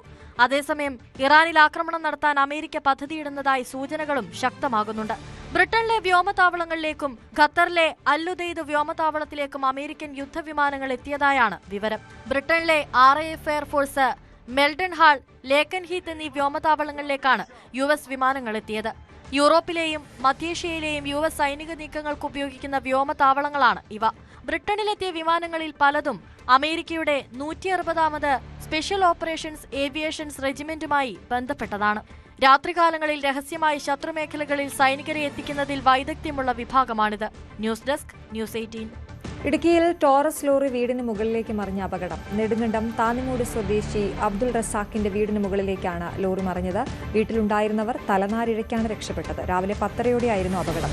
റോഡ് പണിക്കായി ലോഡ് കയറ്റി വന്ന ലോറിയാണ് മറിഞ്ഞത്. തമിഴ്നാട്ടിൽ നിന്ന് മെറ്റലുമായി എത്തിയ ലോറിയാണ് അപകടത്തിൽപ്പെട്ടത്. കയറ്റത്തിൽ നിയന്ത്രണം നഷ്ടപ്പെട്ട ലോറി പിന്നോട്ട് നീങ്ങുകയായിരുന്നു. വീട് പൂർണ്ണമായും തകർന്നു.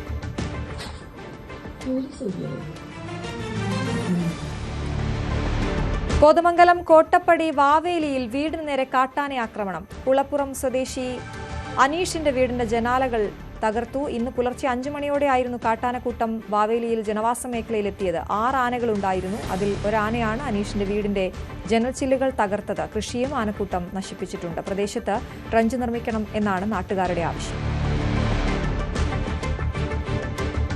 ഇനി ഇന്നത്തെ സ്വർണ്ണവില. കവിത ഗോൾഡ് ആൻഡ് ഡയമണ്ട്സ് ഇന്നത്തെ സ്വർണം വെള്ളി നിരക്കുകൾ നിങ്ങൾക്കായി സമർപ്പിക്കുന്നത് Kavitha gold and diamonds, the versatile jeweller. സ്വർണം 22 ക്യാരറ്റ് ഗ്രാമിന് 12,715 രൂപ, പവന് 1,01,720 രൂപ. 18 ക്യാരറ്റ് ഗ്രാമിന് 10,555 രൂപ, പവന് 84,440 രൂപ. വെള്ളി ഗ്രാമിന് 252 രൂപ, കിലോയ്ക്ക് 2,52,000 രൂപ. കവിത ഗോൾഡ് ആൻഡ് ഡയമണ്ട്സ് ഇന്നത്തെ സ്വർണം വെള്ളി നിരക്കുകൾ നിങ്ങൾക്കായി സമർപ്പിച്ചത് Kavitha gold and diamonds, the versatile jeweller. Bulletin പൂർണ്ണമാകുന്നു. നമസ്കാരം.